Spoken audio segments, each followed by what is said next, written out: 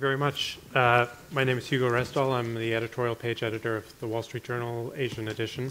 The panel discussion this afternoon is on East Asian integration. We're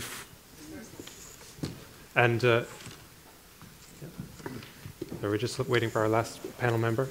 The topic, of course, is quite wide-ranging. There are a myriad of different organizations on many different axes pursuing various parts of the goal of regional integration, and that's one of the signature characteristics of the Asian region, that we do not have a single model or institution to look to push this process forward, and therefore we need a lot of different ideas and impetus movers to keep the bicycle moving forward. Otherwise, it may fall over. So I'd like to start off having each member of the panel give a few introductory remarks, maybe about 5 minutes, and then we can start responding within the panel and opening it up to the floor for questions. I'd like to ask Professor Zhao to start, since he has a very good sort of introductory set of remarks. I won't go through the bios which you all have in your programs, but Professor Zhao is a professor at the Chinese Foreign Affairs University in Beijing and director of the European Studies Center. So, Professor Zhao. Thank you, Chairman. Good afternoon, ladies and gentlemen. So it's really a great pleasure to be here with you. And let me first extend my sincere thanks to Asan Institute to make me, to enable me to make this visit. This is my first visit to Korea. Yeah, this is largely because of my research concentrations on Europe. So I travel to Europe more often than I do here in East Asia. So I'm really very happy to be involved in this session. You're discussing with my colleagues about East Asian regional integration and China. So let me just make 3 brief points. First of all, let me just to demonstrate a few basic facts about East Asia. As you all know, that East Asia has the world's largest regional market of almost 2 billion populations, and it's many times bigger than the populations of the European Union of 27 member states and NAFTA. And East Asia has also been, since 1960, the fastest growing region in the world. This became even more prominent since the end of the Cold War. And East Asia has also historically had a high domestic saving rate of about 20 to 45%. Yeah, that is, of course, different from country to country. And this is much higher than the EU's average of about 20%. And also, so East Asia holds over half of the world's foreign exchange reserves. To China alone, it has the world's largest foreign exchange reserves, which passed $3 trillion last year. So these basic facts, I think, are meaningful. So they demonstrate the potential and necessary incentives for regional integration in East Asia. My second point is about the progress made so far in East Asia regional integration and remaining obstacles. Since the 1990s, the economies in East Asia have gradually increased their interdependence through internal structural reform and external liberalization, and have further expanded intra-regional economic relations, thus creating a de facto common market. However, the region, to me, on the whole, still lacks a very strong institutional framework or a solid regional structure.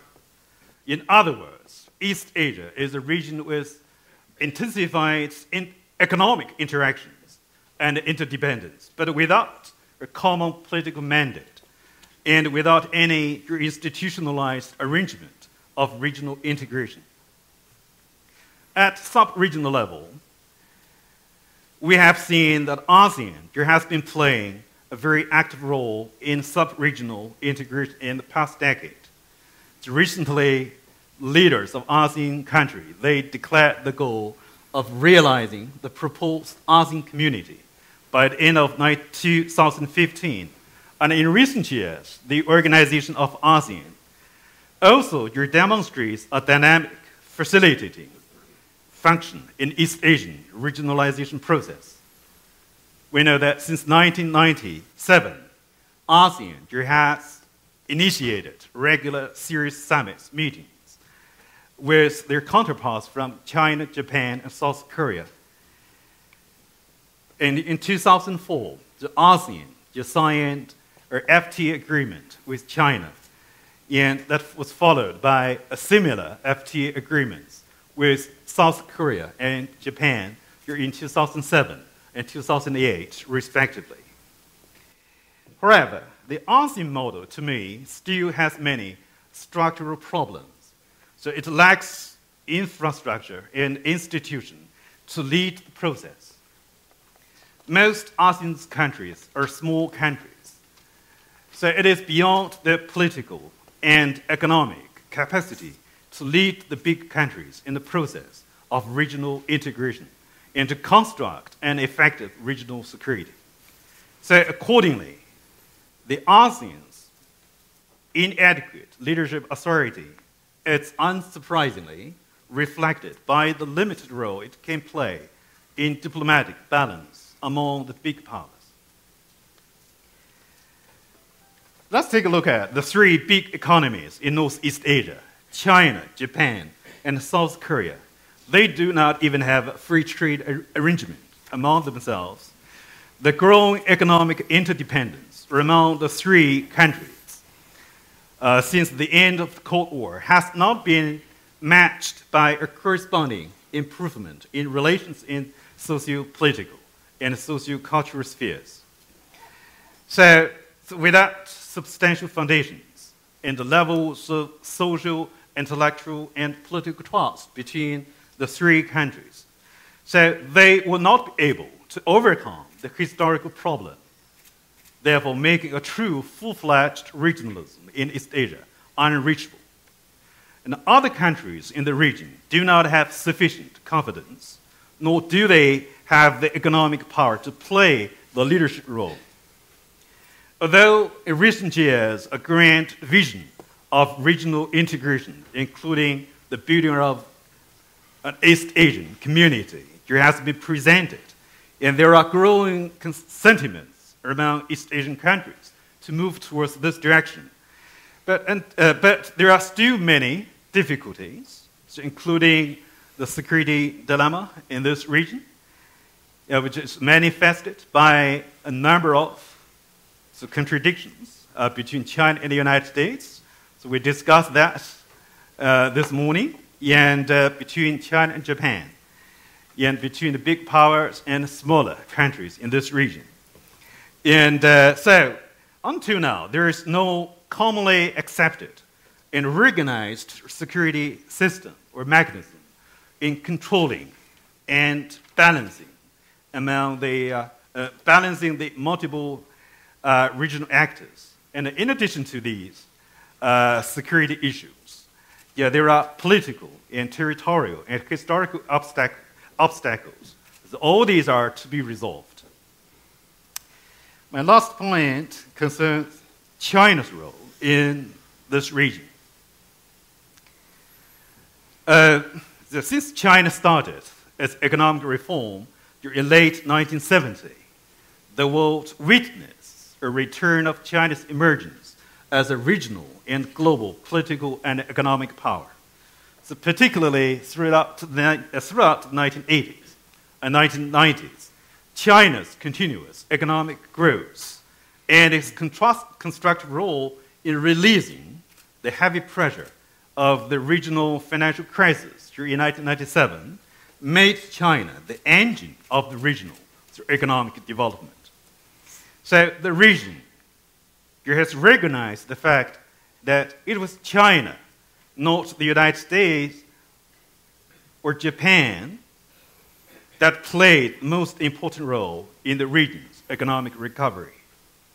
So today, China is increasingly looked as the locomotive of the regional economic growth and development. While having a large surplus in its trade with the United States and the European Union, China actually has trade deficits with most Asian countries. So China's import is helping to boost the economic recovery and growth of its smaller neighbors. As a new engine in promoting economic and trade growth in this region, and China's role in this regionalization process, I think is becoming increasingly prominent and important. On the one hand, China's close integration with the economies in the region, along with a trend towards a more assertive political and diplomatic manner, has contributed to the great optimism for the economic and political regionalization in East Asia. On the other hand, China's rise has reached a leadership problem that may constitute an unknown factor on the process of the increased regional integration in East Asia. So, in my opinion, regional integration has already reached such a historical stage in East Asia where more structure and leadership is needed. And China's future role in this region is vital, but hard to define. However, one thing is sure, that China will continue to act as a facilitator and enforcer of regional cooperation. As far as the Northeast regional process is concerned, my idea that it's critical, it's vital to establish structured cooperation among the three countries, China, Korea, and Japan, through carefully designed institutions for cooperation. Yeah, maybe FTA is a good idea. FTA arrangement could be the first step to start the regional process in Northeast Asia.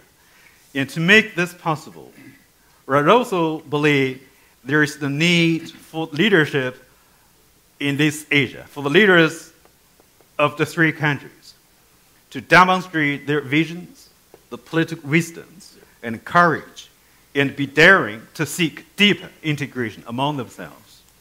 And this could also be in a way to provide greater dynamism for the regionalization of East Asia. Thank you. Thank you very much, Professor Zhao. We'll turn next to Dr. Igor Tomberg, Director of the Center for Energy and Transport Research in the Institute of Oriental Studies, the Russian Academy of Sciences. Thank you very much. Is it okay? Yep. First of all, I would like to thank Asan Institute for the possibility to discuss and hear very many interesting ideas concerning also integration, foreign trade agreements, and foreign free trade zones.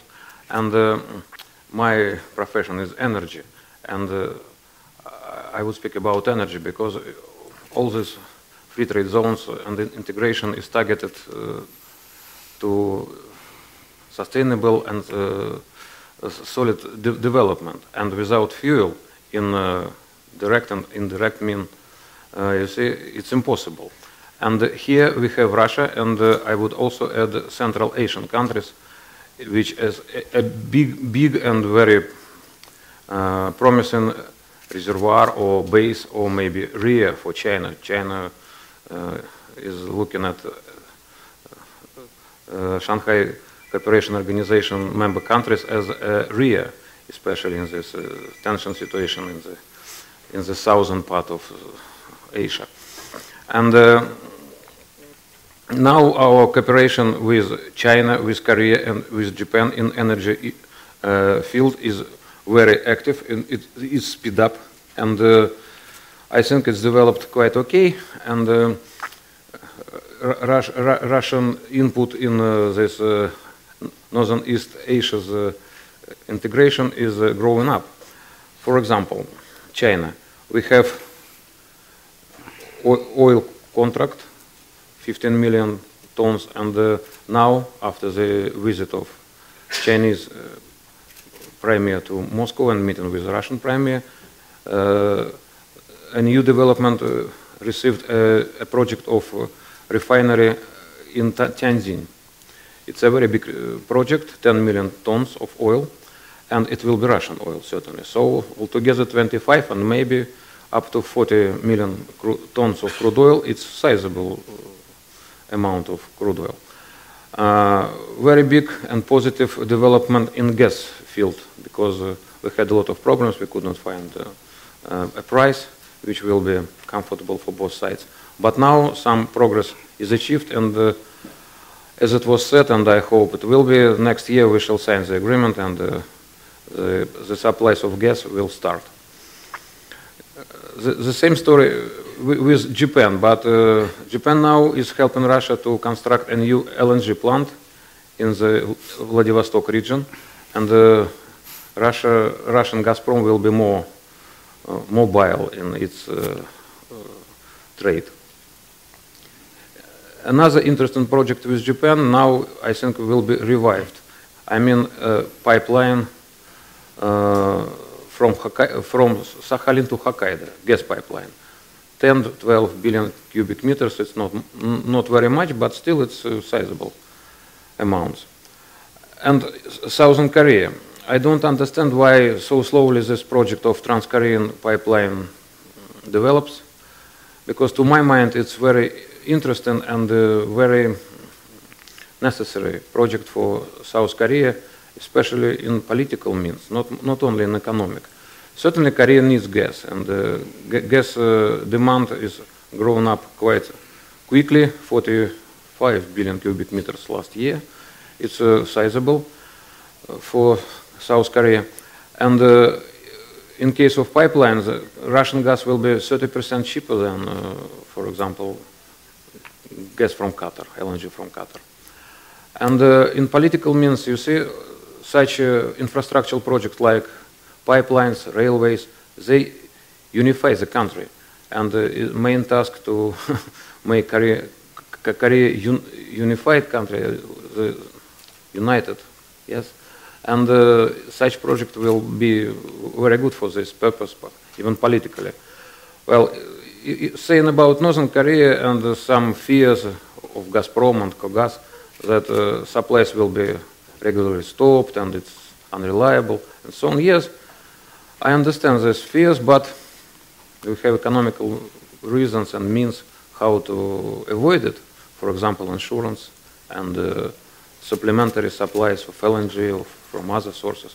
I don't see a big problem, and I think that the pipeline should be built and as soon as possible. We have such an example is a Russian pipeline, Eastern Siberia Pacific Ocean.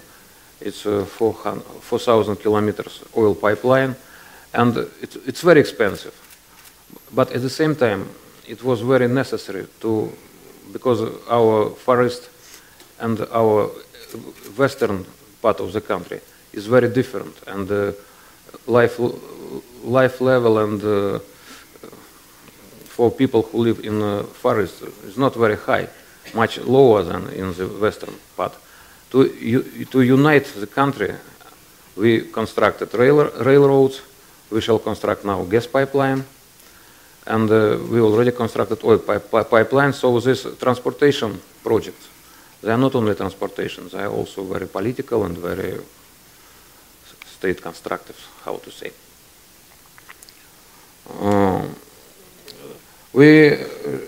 I think we should discuss very often and precisely such energy issues because of unnecessary competition we have sometimes in this field. For example, Central Asian countries now are severely competing for gas supplies to China. And now they're competing with Russian gas, and when Russian gas will go to China, it will be also a new wave of competition. And you see, we are suppliers, we are not buyers. And we have suppliers and buyers, they have different interests and sometimes contradictory. And all these things should be discussed, and best of all if we discuss it on the expert level, not state level or officials level, because it's difficult level and different levels, and we experts can discuss it quite openly and frankly with all these problems. And now we are preparing such a project of sort of Eurasian energy dialogue. So all of you are welcome, and maybe we shall start this project next year. It will be very interesting and very necessary, because energy is always policy, and to separate it a little bit, to make it economic and to make it reasonable, it's a problem of experts and the scholars. Thank you very much. Thank you. Turn now to Professor Xiao of Fudan University, Professor of International Politics and Director of the Center for Study of Chinese Foreign Policy. Thank you. Good afternoon, everybody. I don't know how your luncheon meeting went. The luncheon meeting I joined was China and Japan. And you can imagine that that was not so easy. The topic of this session, China and East Asian regionalism, I wouldn't say it is easier, but perhaps people are more relaxed about. Perhaps people have more consensus. Basically, I have three things to say, and I want to be brief. China and East Asian regionalism had better be understood in the context of China's pursuit of a peaceful and stable neighborhood. Unlike the United States, which has a peaceful Canada to the north and a weaker Mexico to the south, and the two oceans on east and west, China borders on more countries than any other country in the world. We have a very complex immediate environment. And this makes it extremely important for us to build a peaceful and stable neighborhood. And you would never overestimate this importance. And therefore, our strategy, which is, as we say, great powers are the key. And the neighboring areas are primary. In Chinese, 周边是首要. I think this is very important to understand China's Asia policy. It is crucial to understand Chinese foreign policy. Second,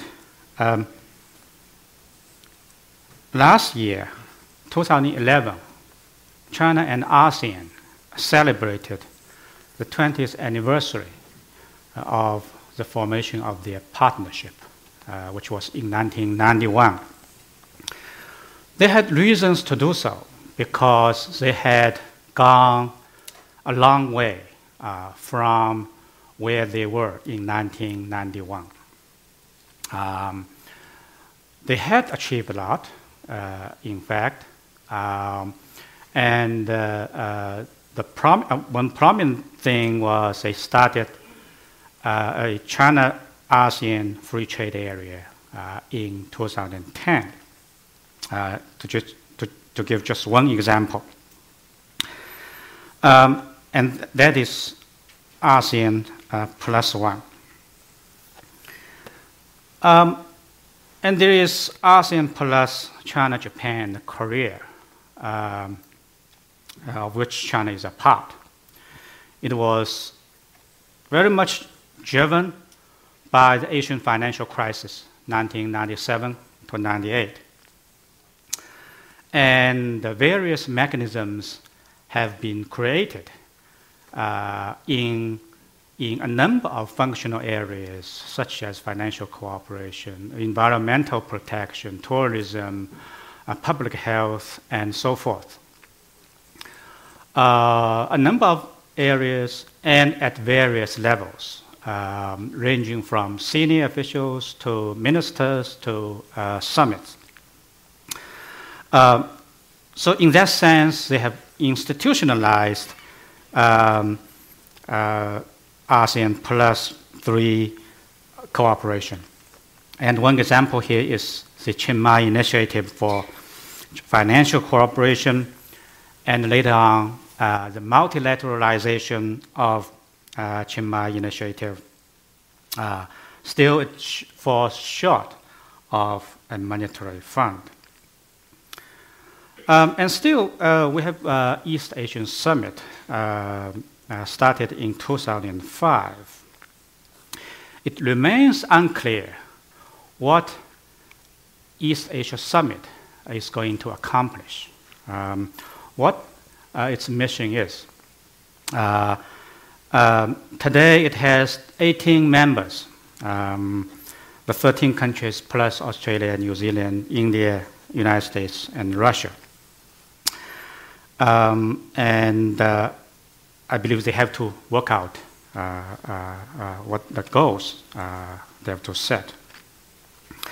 A third, more recent development is the Trans-Pacific Partnership, or TPP, started by 4 smaller countries and gained momentum in 2009 with the participation of the United States. And they have been engaged in 15 rounds of negotiations, with the most recent one in New Zealand. Try to reach an agreement between the 9 countries. And it has a potential political and strategic implications for the region. So it's a wider Asia-Pacific grouping. And in East Asia, the most recent development was the announcement of the launch of Regional Comprehensive Economic Partnership, or RCEP, with 16 countries, 10 ASEAN countries, China, Japan, Korea, Australia, New Zealand, and India. They've announced they're going to start their negotiations early next year. And they target 2015 for the completion of their negotiations, which sounds ambitious. And a smaller grouping, which had some progress recently, is the announcement that China, Japan, and Korea will start their FTA negotiations very soon. Let me end by summarizing China's approach to regional integration. I think for China, ASEAN +1, ASEAN plus China, is the basis. ASEAN plus China, Japan, Korea, or ASEAN +3 is the main vehicle, and East Asia Summit is a supplement. And now we have this China, Japan, Korea trilateral FTA negotiations which will start soon. A secretariat was created here in Seoul last year, and they have about 20 people coming from all the 3 countries. They are doing day-to-day daily work. Somewhat institutionalized and make preparations for trilateral ministers' meetings and summits and so on. I want to stop there. Thank you. Thank you very much. Turn now to Professor Choi Mong-Hok, Director of the WTO Law Center and Professor of Law at Ewha School at Ewha Women's University. Thank you, Mr. Restall. First of all, I'd like to thank the organizer of this conference at the Asan Institute. I know how difficult it is to organize this kind of conference covering such a variety of issues: security, politics, trade, finally. So when we talk about East Asian trade integration, I think many different scenarios are possible. I think everyone knows that. But if we want to make a genuine integration in East Asia, I think we have to stress that importance of having quite psychological shift of paradigm of the economic integration. Because Professor Zhao already stressed the importance of structural background of the integration process. I'd like to stress the importance of psychological paradigm shift. What I mean by that is that I think we need at least 3 conventional perspectives on traditional FTAs that need to be overcome from now on. And I hope China could take certain initiative in such process.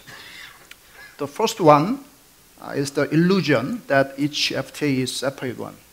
I think that concept is really should be overcome by East Asian economic partners. I don't think this kind of bilateral only perspective helps anyone in East Asian region. So combining multiple FTAs together, we can get more benefit in Asian region. So for instance, even such sensitive product as rice in Korea may be exported to China and mixed with the Chinese rice there and produce some rice wine, taking an example, and export that rice wine to Japan or some neighboring countries in Southeast Asian countries. Of course, in order for such model of business to be successful, I think we have to utilize multiple combination of FTAs. First of all, the rice exportation from Korea to China must be duty exempt by China, and rice wine produced in China should be duty exempt when it is exported to Japan. So tariff schedule on the China-Japan FTA, if it becomes successful in the future, should be pretty much in line with the business model that Korea may pursue. So I think any country can combine different FTAs as a package and generate maximum amount of economic benefit. That model could be really one we really need to pursue. Second misunderstanding on the issue of evaluation of FTAs is largely generated by producer-only orientation. It is true that if China and Korea successfully conclude the FTA, then it will bring industry benefit to car, electronics, and petrochemical industry in Korea, while creating a lot of injury on agricultural and fishery and textile producer in Korea. So I think this kind of message, that we have to consider the export minus import will be really representing the benefit of FTA. That kind of message is regularly and oftentimes, issued by government think tank or even government themselves. I believe this kind of understanding or announcement of the FTA benefit actually caused massive anti-FTA demonstration and resistance from civil society groups in Korea, because government was perceived to open up the market for the interest of large exporting corporations at the expense of import substitution industries, which are small and poor industries. So pro-FTAs was perceived, pro-Jebels, and anti-FTA movement meant anti-Jebel movement for the interest of ordinary weak citizens. I think that kind of misconception is really widespread in Korea. So all voice was heard from producers. I mean, export industry versus import substitution industry formula that is really troublemaking. So what is missing big here, I think, is the consumer interest. So I believe a genuine benefit arising from economic integration in East Asia really goes to the pocket of general consumers. I think that's really a huge benefit. So I think we need to stress out that aspect as more often, by think tank and government themselves. Third misconception I'd like to deny, to accept, is the argument that reasons why we need FTAs to have predominantly economic gains. Of course, there are many economic gains from FTAs, but when we think of FTA with one of the biggest economy in the world and very influential country over Korean peninsula, like China, I think the answer should be somewhat different. I believe we need FTA with China to solve problems as a package. So solving problem in a systemic and institutional way will bring more stability and peace in not only bilateral but also regional relationship. So I think we have to really consider seriously how to solve mutual problems between long-time partner economies, and all those answers must be duly addressed in the process of economic integration in East Asia. Because time constraint, taking a very small example, in the Korea-US FTA, I think one of the chronic problems between Korea and United States was really the notion that Korean drug companies or manufacturers have maintained very close relationship between Korean medical facilities, and they give a lot of lobbies and kickbacks to hospitals, and so that their local drugs must be oftentimes prescribed by the doctors. That kind of perception was really had by the American drug companies. So how to address those issues was really one of the hottest issues during the Korea-US FTA.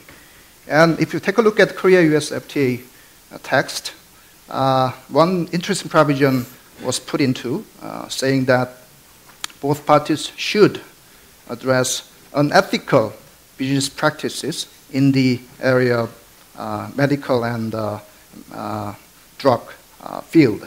So I think from now on, I think Korean government should at least regularly check whether such unethical business practices going on between medical community and drug manufacturers. And of course, American government as well must check whether such unethical business practices going on in other countries which affect Korean and American trade. Although that kind of problem is really a difficult issue to address, but I think what's important is to put certain mechanism into the FTA, and by which both parties try to solve the problem. I think that is really the one we have to pursue. I think when we think about the economic integration in East Asia, many unethical business practices, not only in Korea but also in China, non-tariff barriers, and SPS issues, an increasing number of trade remedy measures are taken by China as well as by Korea, I think. So how to address those issues in a mutually cooperative manner. Of course, not to mention the protection of IPRs. It's another very thorny issue, food safety issue.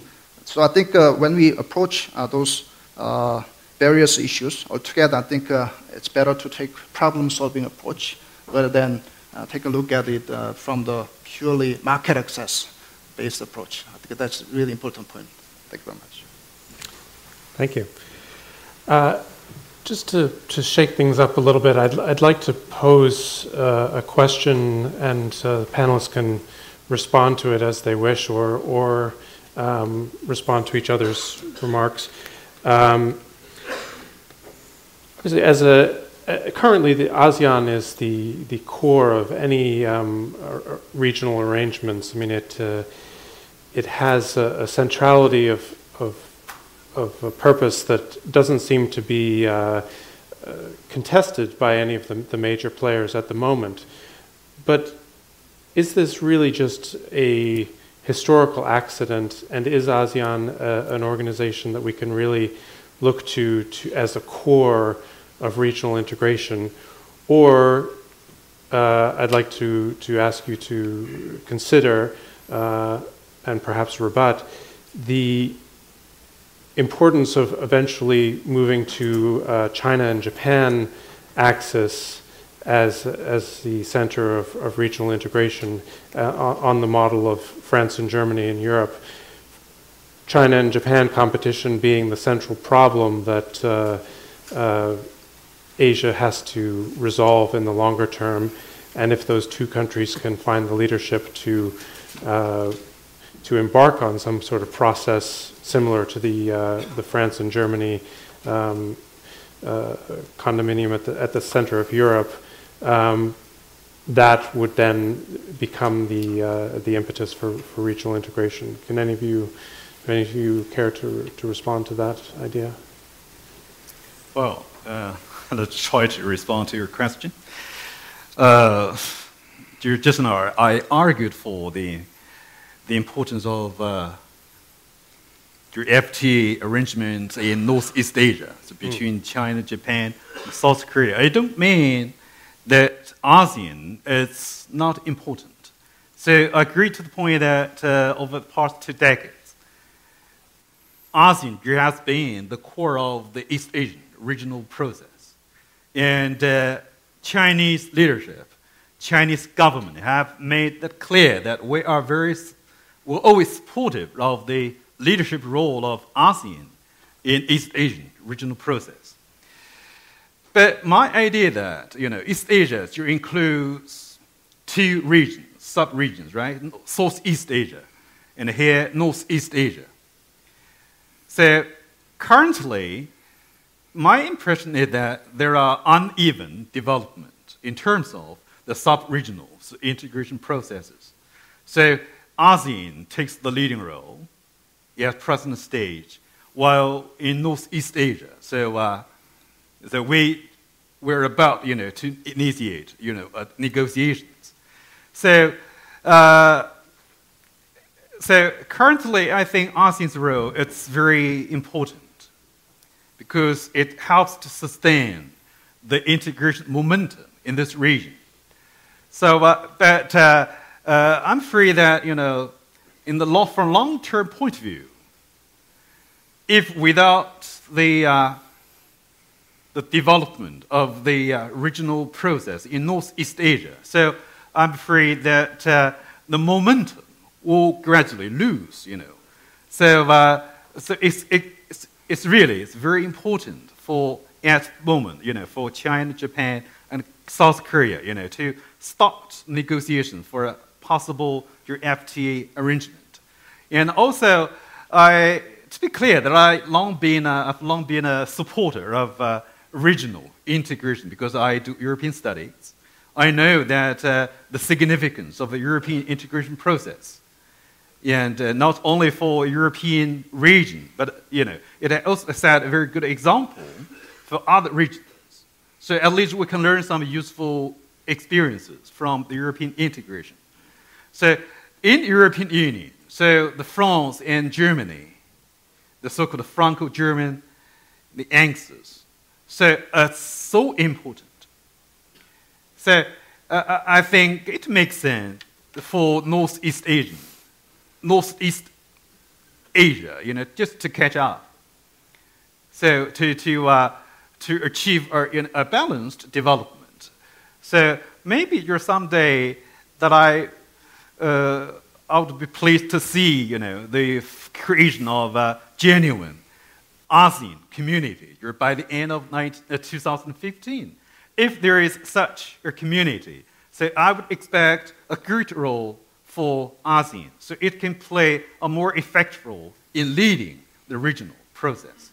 But right now, so I think it makes sense, for Northeast Asia, for China, Korea, and Japan, to start negotiations for a possible FTA arrangement. So I think someday a good combination of the two sub-regions that will make the East Regional Association more sustainable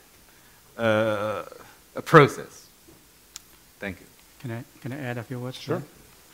There are different ways to describe ASEAN's role in the regional cooperation. For Professor Zhao, it plays a leadership role. Second way is some people say it is ASEAN has been in the driver's seat.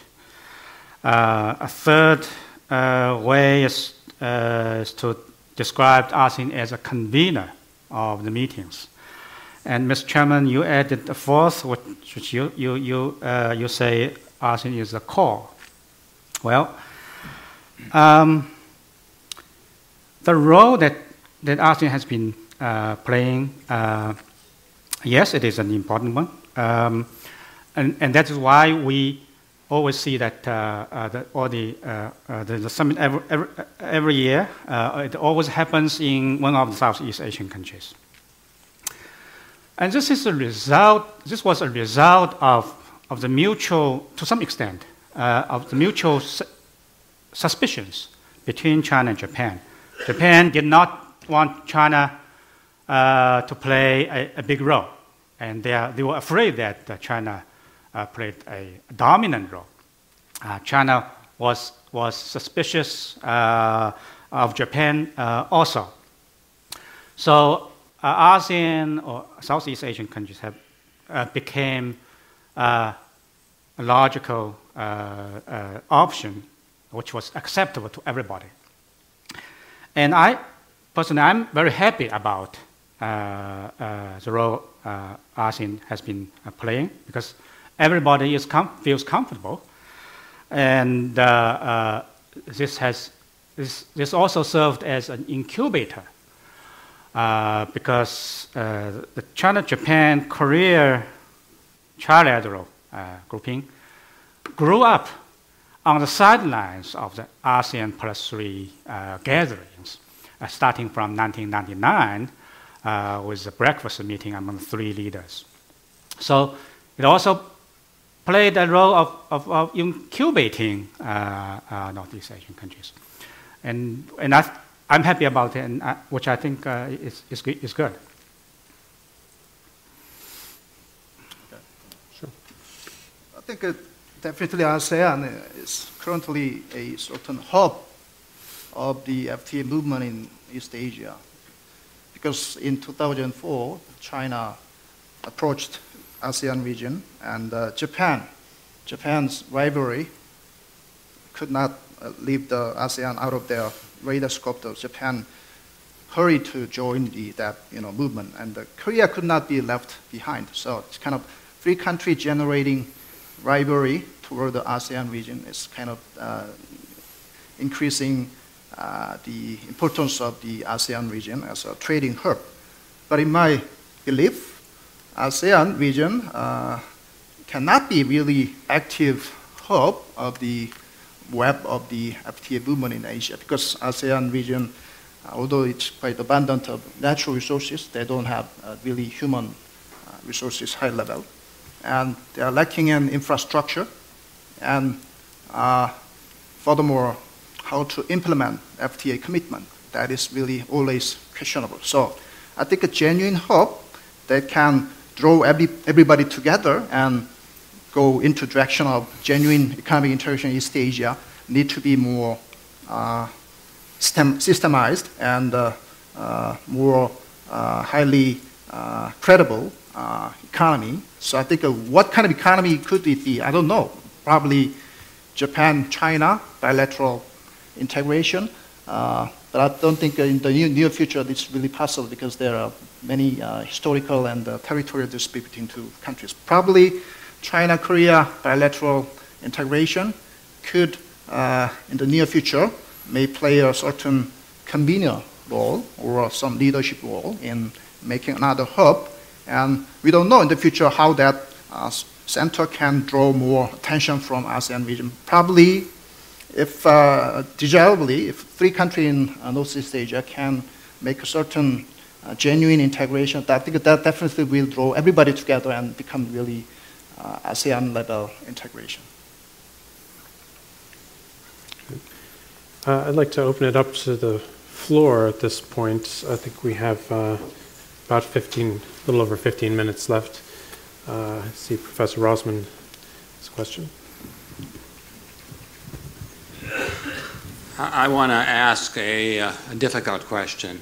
It seems to me from most of the panels that have been going on in this day and a half, the theme has emerged that regionalism is in big trouble, that the spillover from many other things is interfering with regionalism. And this summer we saw ASEAN have its biggest problem, or this fall I should say, with its split. And the six-party talks haven't met in a number of years, and they're split.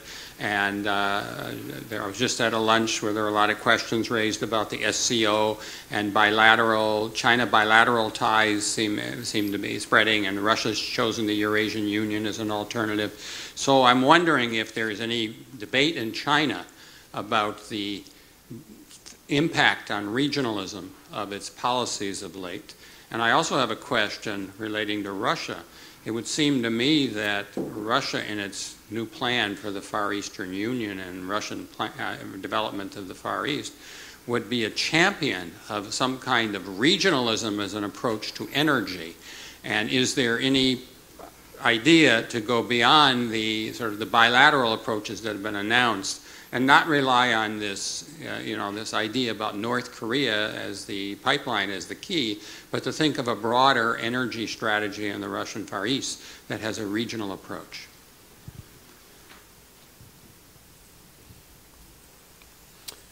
Would either of our Chinese colleagues like to respond to that first?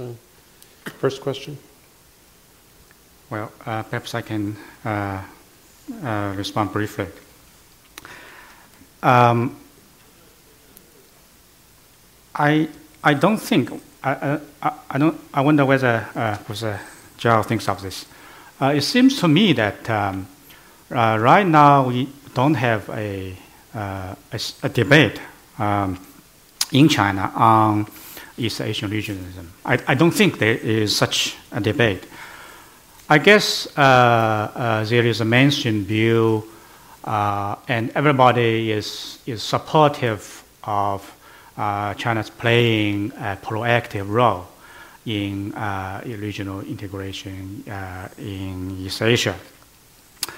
So I think there have been discussions, and people may have slightly different views about that, but not that significant. So I think that's a situation. Basically, people are quite supportive of this policy. And a second, I guess I'm less pessimistic than Professor Rosman, because if we look at a long enough time span, how things have developed, we have reasons to be cautiously optimistic, to For example, the last 20 years, I've seen the changes and developments in the region. We have problems and difficulties, of course, and especially during the recent years, they have emerged. They have made headlines, and they have emerged quite prominently. But still, I think we need patience to make progress step by step, because these are not easy. We are burdened. We have burdened by history. There are a lot of problems which have been left over by history. So we need time. We need time to overcome these difficulties. So that's my comments. Well, let me just add two further points about this. The first one is, the point is that, over the past 2 decades, your Chinese economy has been closely integrated into the global economy. So that makes sense for China to further their economic relations with other countries, especially in this region. So Professor Ren just told that in China there is widespread support for for integration in East Asia with other neighboring countries. So I think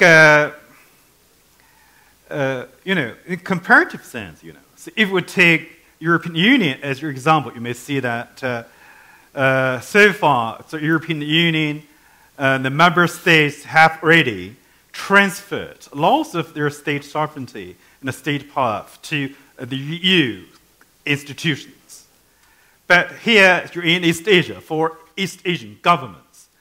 So maybe it remains a challenge, to the governments in East Asia. So are East Asian governments ready to transfer part of their sovereignty or state power to a possible common institution in East Asia? So this remains a challenge. But anyway, I think there has been very strong incentive, for East Asia's regionalism. I think regionalism and regional integration so far is the most effective way to address the side effects or negative impacts of economic globalizations. So there's a need to make concerted reactions to the global challenges. So from a long-term point of view, so I am quite, optimistic about the future direction of the East Asia regional integration. But I understand that that will be a gradual process, the prolonging process, because that will involve, a very complex, bargaining and negotiations among the participating countries. But I think so far it's the most effective way, for the region, to make collective response to the side effects of economic globalization. But is there an appreciation in China of the frustration, and I'm not talking about with the recent sort of territorial disputes, but just a frustration that China doesn't seem to be, there doesn't seem to be an appreciation of the need to be proactive in compromising and being willing to give up some aspects of sovereignty in order to push the process of integration forward.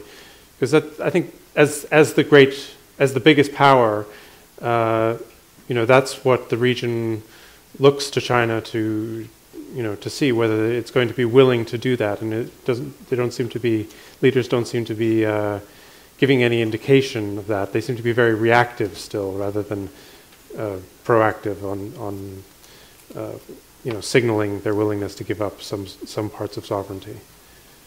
Is that unfair, or? Well, fortunately, regional cooperation has not been affected that much. Fortunately, countries in this region are moving ahead with the steps, with the vision and steps to move ahead.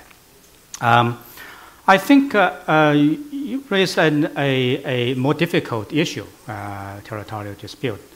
But I think sooner or later they will realize their national interests.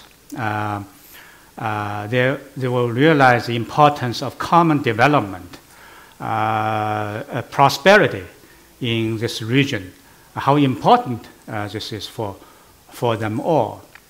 So I hope that will be the case. Territorial disputes have been there for many years, and they are not easy to be solved. And we need innovation, we need vision. We have to find new ways to look at those territorial issues. I think we will have the wisdom to overcome those problems. That's what I hope. So I'm fully aware of the tensions over, the territorial disputes between China and Japan. So, and I also believe it is responsibility of the governments of sovereign state to defend their sovereignty and territorial integrity. So, Chinese government is not likely to retreat from its position because there's no such possibility. Because any such retreat or failure, could, affect, internal or domestic stability. So, but my idea that these contradictions or this tension should not prevent the governments in this region from working together to find the opportunities for possible cooperation. So FTA between China and Korea could be a starting point. Could lay some foundation, for a larger regional integration. So we need to develop common interests. So with the growth of common interests, so it could be, a scenario that the government they would have to keep restraint over some disputes, So that's what I see, how I see, the tensions over the territorial disputes, and that should not prevent. Sorry, I didn't actually mean to open up that can of worms, but maybe now it's been opened. We can't put it back in the can. But other questions from me?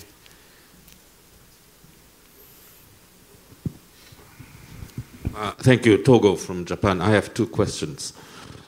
I personally have long thought that the basis of the regional integration, particularly centered around economy and culture, ASEAN +3, the most sort of natural basis. But there is a strong sort of pull toward Asia-Pacific cooperation. I'm not against that. But if you begin enlarging greater cooperation from ASEAN +3, then I think we have another question, how to deal with India. And we have two distinguished guests from here. But my first question is, how do you consider this larger cooperation of Asia-Pacific, South Asian cooperation? First question. Second question, if you consider the ASEAN +3 economic and cultural cooperation, I think there's certain, I don't know, this wording may be a bit strong, but hypocrisy that we are not talking about Taiwan. I know in full the political difficulty entails here, but APEC has a way of solving inclusion of Taiwan, and I understand that the cross-strait relations at this point is not so bad.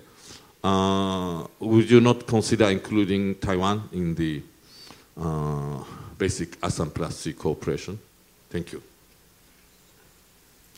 Anyone? Mm-hmm.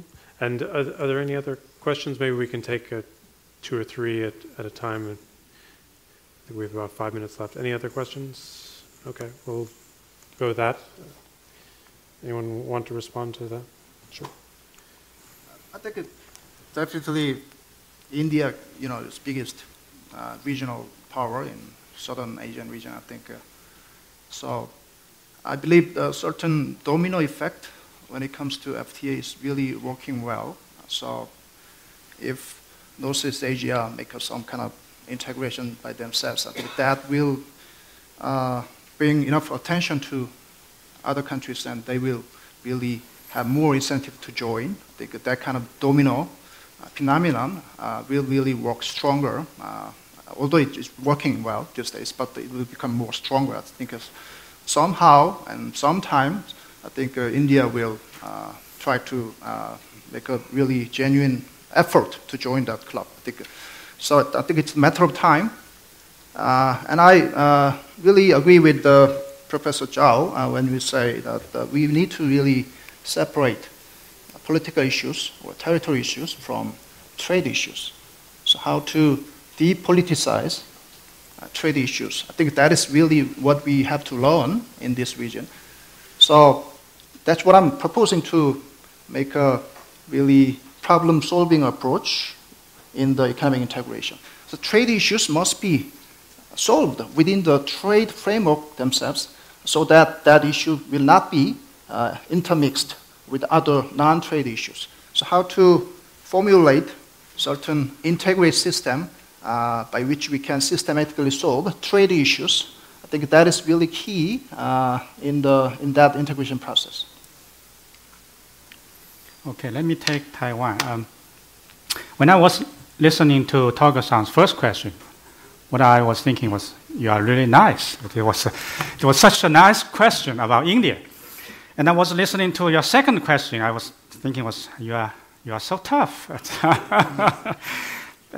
Because it's a difficult question. Well, I think Taiwan's participation in regional cooperation is a function of the cross-Taiwan Strait relations. Over the past 4 years, with Ma Ying-jeou in power, we've seen 4 years plus peaceful and stable relationship across the Taiwan Strait, which is a good thing for everybody. And hopefully that will continue into the next more than 3 years. And during those the past 4 years, the cross-strait relations have achieved quite a number of progresses.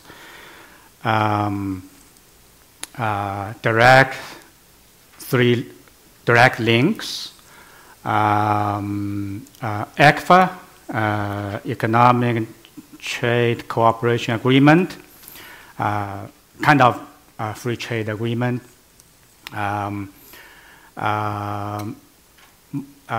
more robust mutual investment, Taiwan investment in the mainland, of course, and mainland's investment in Taiwan also has also started.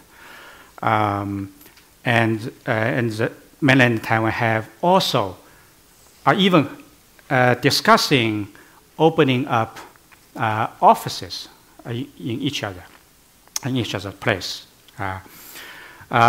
So the situation looks quite good right now.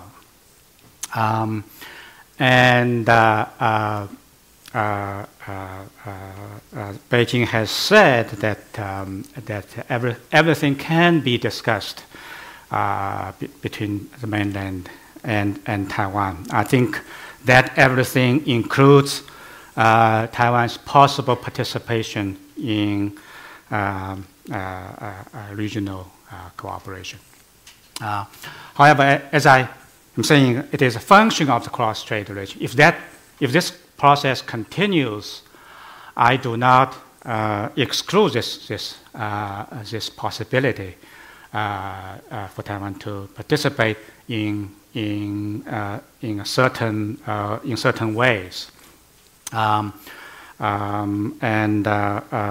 I think that will be in everybody's interest if that continues. And what we have to watch is what will happen 4 years later in 2016. What kind of political change will happen in Taiwan? And that is something we don't know. Okay, thank you very much. And we've run out of time, so I'm afraid we'll have to end there. Please join me in thanking our panelists for their interesting talk.